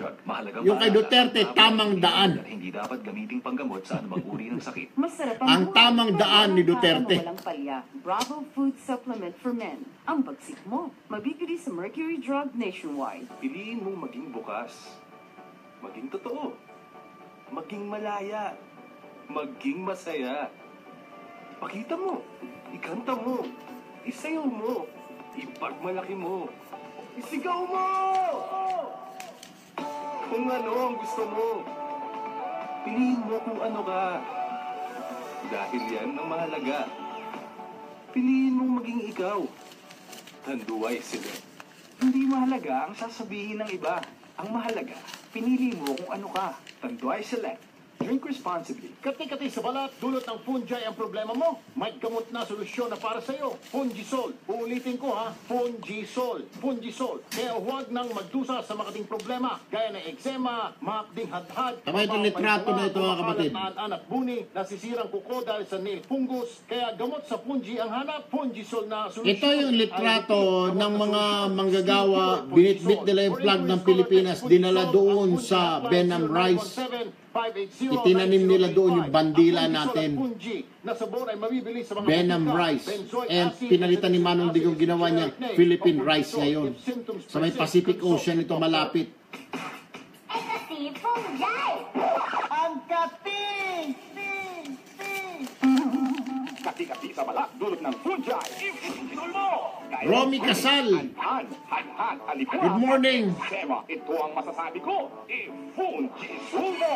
Fungisol Hotline 0917-580-9035. Ang Fungisol ay mabibili ka. Mercury Drop, Top Star Drop, PGB, Rose Pharmacy, Generic, Ating Papabutika. Salicylic acid plus benzoic acid is the generic name of Fungisol. If symptoms persist, consult your doctor. Kati-kati sa balat, dulot ng fungi ang problema mo. May gamot na solusyon na para sa iyo. Engineer. Uulitin ko ha. Para sa dami nating commercial, wag mo na ipasok yung carriage. Oo, lagpasan mo na muna. Sabihin mo ako nag-request. Kasi carriage, baka ma-discourage ako. Gamot sa fungi ang hanap, Fungisol na solusyon. I repeat, gamot na solusyon. Skin cure, Fungisol. Wala tayong oras eh. Tsaka yung mga iba mga plug, alisin mo na muna. 580-9035. Ang Tambak mo Fungisol tayo. ay fungi na sabon ay mabibili sa mga butika. Benzoic acid and salicylic acid is the generic name of Fungisol. If symptoms persist, consult your doctor. Piliin mong maging bukas, maging totoo, maging malaya, maging masaya. Pakita mo. Kaya nga, wag mo na lagyan ng plug. 2 minutes pa eh. Sayaw mo. Kahit anong plug. Ipagmalaki mo. Muna. Sigaw mo! Extra na lang ako maaga, dumala ibuhos lahat. Pati yung mga carriage, dumala ibuhos after. Ha? Dahil yan ang mahalaga. Piliin mong maging ikaw. Tanduay Select. Hindi mahalaga ang sasabihin ng iba. Ang mahalaga, pinili mo kung ano ka. Tanduay Select. Drink responsibly. Oras sa Radyo 5 ay hatid sa inyo ng Fungisol. Kati-kati sa balat dulot ng fungi, i-Fungisol mo.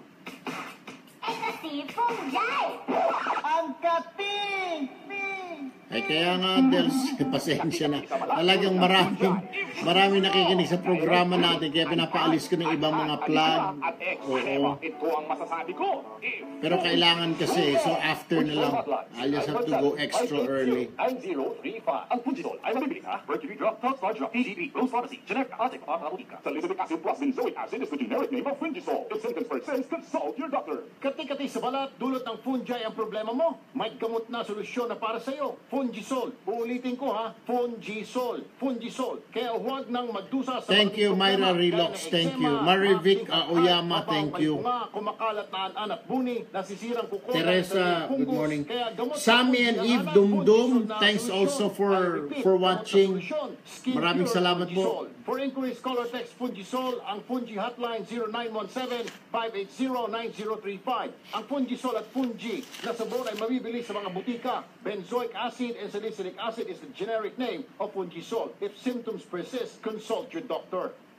Nagbabalik ang paborito mong programa dito sa Radyo 5, 92.3 News FM. Action! Brandon, go ahead! That's what I want to hear. I'll get free here. Punto Asimpado. Oras po natin, 37 minutes after 9 o'clock in the morning.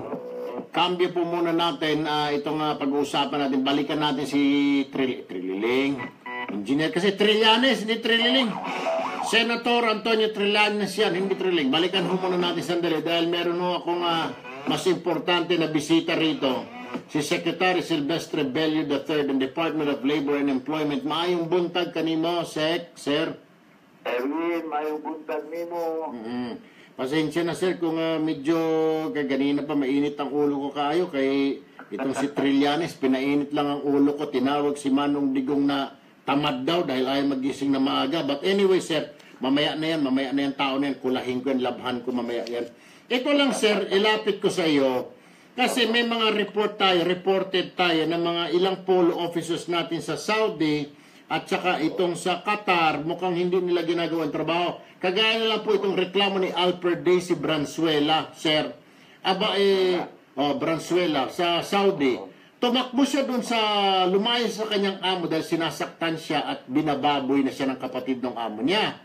So, ang ginawa niya, tendency niya, dahil narinig naman daw niya doon sa briefing bago sila umaalis dito sa airport, sinasabi, pag may problema, takbo lang kayo sa embassy. That's what she did. Tumakbo siya sa embassy natin sa Saudi, sa Riyadh.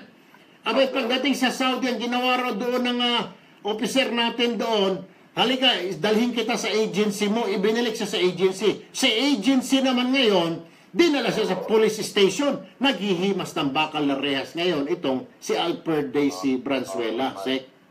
Mali yung ginawa ng ating Apollo officer doon. Nakuha po ang pangalan na... kinokontak nga namin, sir. Tapos, ito pa isa. Bukod po sa Saudi, dito naman sa Doha, Qatar. Ang labor natin namin yan, si Dikang. Ang problema, sir, tumakas din sila sa amo nila dahil hindi na sila pinapasweldo, hindi na pinapakain, walang sariling accommodation. 6 sila. Pinagbabantaan pa sila ng pugutan ng ulo. Kaya ang ginawa po nila, lumapit din sila doon sa Polo Qatar natin. Unfortunately, hanggang ngayon, mag-iisang buwan na, wala pa rin nagagawa yung Polo Qatar natin, sir. Pagkibigay sa akin ang pangalan ng ating mga kababayan na nangangailangan ng tulong. At saka interesado ako doon sa pangalan ng sinumang tao namin doon sa Polo Office. Opo, sa Saudi. Polo Office, sabihin na rin dito sa Philippine Overseas Labor Office. Polo, yung namamahala dyan ng labor agency. Sabi ko, pinaliwanag ko naman sa kanila pa ako sila ni pag may nagreklamo ka ako na OFW na hindi nyo pinaasado, i-recall ko kayo agad sa ako. Kaya gusto ko malaman talaga kung sino yung kausap nila na hindi man lang gumawa ng paraan para tulungan sila. Yan na nga yung sinasabi ko sa kanina pa. Mga inefficient at tamad na mga polo officials, nagbabala si Secretary Bello na sisibakin kayo sa pwesto nyo. Sabi ko, yung mga tamad at mga inefficient. Pero sir, ang tanong ko, paano na lang yung mga nagre-report, nakikipagkuntsabahan pa sa mga Saudi police natin, sa mga Saudi police para ireklamo yung kababayan natin, sir?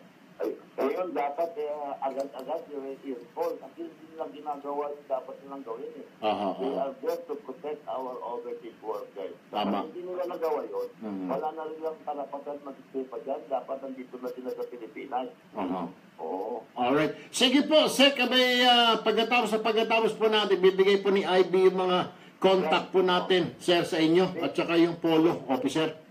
Salamat, sir. Kailangan talaga yung pangalan ng mga babayan natin dahil tumutulungan agad. At saka yung officer namin sa polo na pinausap nila na hindi man lang gumawa ng paraan na tulungan sila. At pinahamak pa sila. Opo, sir. Naku, sobrang daming salamat talaga, sir. Kahapon pa ho kayo kausap namin kahit holiday, kayo ay sumasagot. Sana po, sir, dumami pa po ang lahi ninyo sa gobyerno, Secretary. Salamat. Thank you po. Good morning po, Secretary Silvestre Bello III.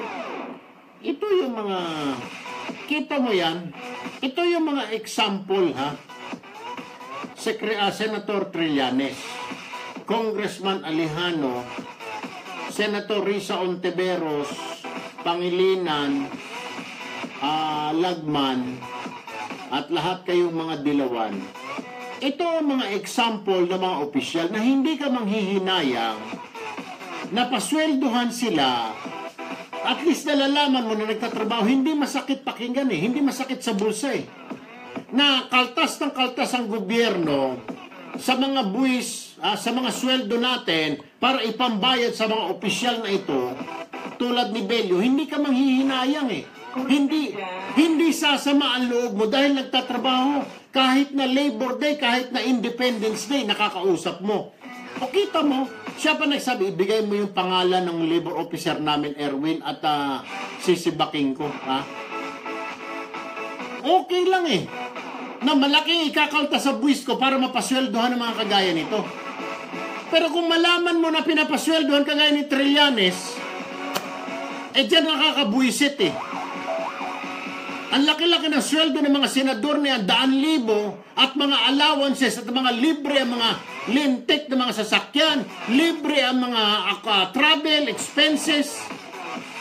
Diyan na sumasakit ang ulo natin eh. Diyan na nakakabuisit mga kapatid eh. Bakit kanyo? Ang laki-laki na pinapasweldo. Ang laki-laki na kinakalta sa buwis mo, sa buwis ko. Tignan mo yung paycheck mo. Tignan mo, kahit na ikaw sa gobyerno, kahit sa pribado ka. Tignan mo. Ang laki ng napupunta sa gobyerno bilang buwis. Bakit? Kasi pambayad nga sila sa mga gobyerno. Pambayad, okay lang kanila Bello, kanila Digong. Pero kung mga kagaya ni Trillanes, babayaran, anak ng baka naman. O kagaya ni na Alejano, anak ng pusit naman. Kagaya ni Ontiveros, anak ng weteng naman. Kagaya ni Congressman Alejano, pasweldohan mo, anak ng iyon. Kagaya ni Congressman Lagman na papasweldohan mo, anak ng kuto. O lahat ng mga dilawan ng mga senador, congressman, papasweldohan mo, ay yun ang sinasabing cooking ng ina mo.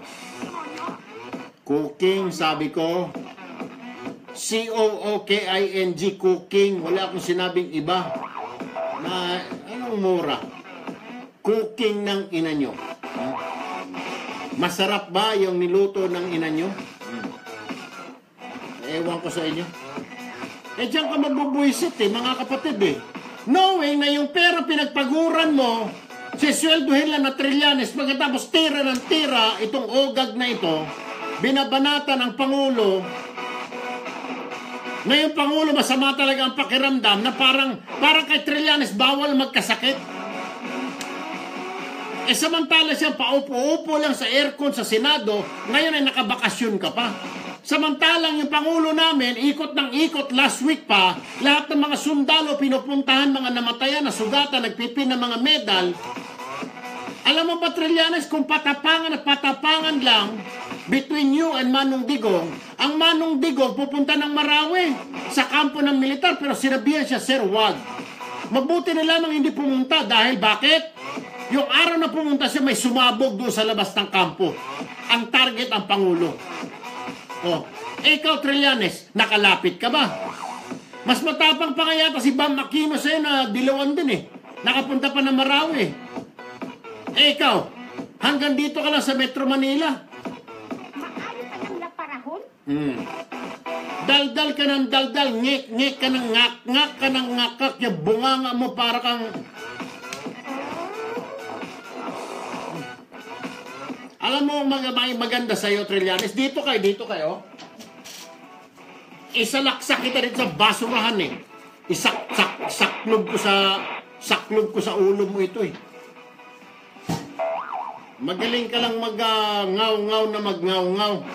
Wala ka namang naitutulong sa bayan. Lahat kayo, ha? Makinig kayo, ha? Makinig kayo mga senadores kayo na mga dilawan kayo. Ano ba naitutulong nyo? What have you done for this country since this man became the president? Kung hindi ba, di ba puro sat-sat lang kayo, sat-sat ng sat-sat? Kayo rin dyan ng mga nasa kongreso ng mga dilawan ng mga Magnificent Seven. Hindi kayo Magnificent Seven, Kurikong Seven ang tawag dapat sa inyo. Wala naman kayong ginawa na tama. Why? Imbis na tumulong kayo, legislate laws, ang inatupag ninyo, paano ma-impeach ang Pangulong Duterte? Eh yun, Mr. President, yun ang ginawa nila. Alam namin, alam ng sambayanan, bilang na bilang namin. Simula nang maupo po kayo, Manong Digong, nung Mayo, Hunyo, June 1, 2016, wala nang ginawa yung mga buang na yan hanggang ngayon. Kundi mag-isip, magplano, paano kayo sibakin sa pwesto. Na pangunguna ni Trillanes. Ganon din sa Kongreso si Alejano naman. Hindi ko alam kung mag-shota itong dalawa na ito eh. Hindi, sinasabi ko lang, hindi ko alam. Hindi ko sinabi mag-shota. Sabi ko, hindi ko alam. Baka mag-shota itong dalawa, si Trillanes at saka si Alejano. Wala ko sinasabi mag-shota sila. Baka, sabi ko, hindi ko alam. Kaya talaga hindi ko naman alam. Tirada mo, engineer talaga, itatype mo agad. Ang tinatawag ng engineer, what? Magsyota si Alejandro Trillianes? Hindi. Ang sinasabi ko, baka. Dahil ba pareho, kung anong gagawin ng isa, susunod yung isa. Kung anong gagawin ng isa sa Kongreso, sasabihin ng isa doon sa Senado. Apustahan tayo, bukas, baka mamaya lang, magsasalita si Alejandro. Kikwestiyonin din niya saan si Duterte nung kahapon. Oy, Trillanes, yung presidente namin, nagpahinga kahapon, aminado. Dahil napagod nga, kabibisita sa mga kampo, dahil magtatatlong linggo na yung giyera sa Marawi. Ikaw, ano bang ginawa mo? May binisita ka ba? Sino ang binisita mo? Baka may binisita ka sa Kongreso. O baka may kadate ka. Samantalang yung 72 years old na tao, umiikot, sa halip na magpahinga, matulog na maaga, umiikot sa mga ospital, umiikot sa mga burol, isa-isa, dinadalaw ang burol. Eh ikaw, may ginawa ka ba? Dumalaw ka ba? Mga Marines na namatay. Hindi ba mga kasamahan mo dati, di ba sa Philippine Navy yan? Why don't you, ba't di mo puntahan? Natatakot ka. Entonces, tama ang Manong Digong. Ulit, yung sa ikatlong aklat engineer. Yan, sa ikatlong aklat ni Duterte. Ito yung pinatutuhanan ni Manong Digong. Bakit hindi ka makapunta doon sa burol ng mga kasamahan mong Marines? Basa. Hindi yan. Isa. Mali, patayin mo muna yan. Sa baba. It's a very rare. It comes about every 200,000. Isa lang ang bayan. Yun na. Malinaw pa sa sikat ng araw. Yun na ang dahilan. Gets ko na engineer. Yun ang dahilan kung bakit hindi makapunta ito doon sa mga namatay na mga sundalo. Bilang senador, bilang dating miyembro ng Philippine Navy, Marines, dapat pumupunta ka doon. Pero, nasusulat at ayon sa ikatlong aklat ni Duterte, bago pa man nangyari ito, nasabi na ni Duterte sa kanyang ikatlong aklat, chapter 7, verses 21 to 24. Basahin mo ulit. Mr. Yanes can prove his allegation that I have amassed. Hindi yan. Yung isa balik mo. Yan. Tinanong ko lang, bakit gano'n ito si Trillanes? Ang sekreto niyan, may alam ang doktor namin. Problema nandito. Kung saan hindi dito ngayon sa baba. Anong problema niya dyan sa baba? It's a very rare.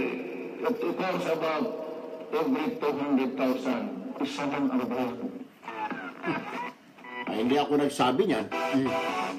Ma'am Gladys Lucas, manager namin dito, hindi po ako nagsabi niyan. Ang nagsabi ang Manong Digong. Nasa kanyang ikatlong aklat yun, ma'am. At KBP, hindi rin ako nagsabi niyan. Si Manong Digong, ang habulin ninyo, nakasulat at nasasaad sa kanyang ikatlong aklat yan, tungkol kay Trillanes. At yan siguro ang dahilan kung bakit hindi siya makapasyal sa mga burol ng mga sundalo na nandoon nakaburol pa sa Mindanao. Dahil nga dyan sa sinabi ni Duterte sa ikatlong aklat niya. Di ba mga kapatid? Ito ay naisulat na ito, naisabi na ito bago pa mangyari yung giyera sa Marawi. Nasabi na ni Duterte sa ikatlong aklat niya. Ewan ko mga kapatid. Nag-asawa na ako at sumasakit ng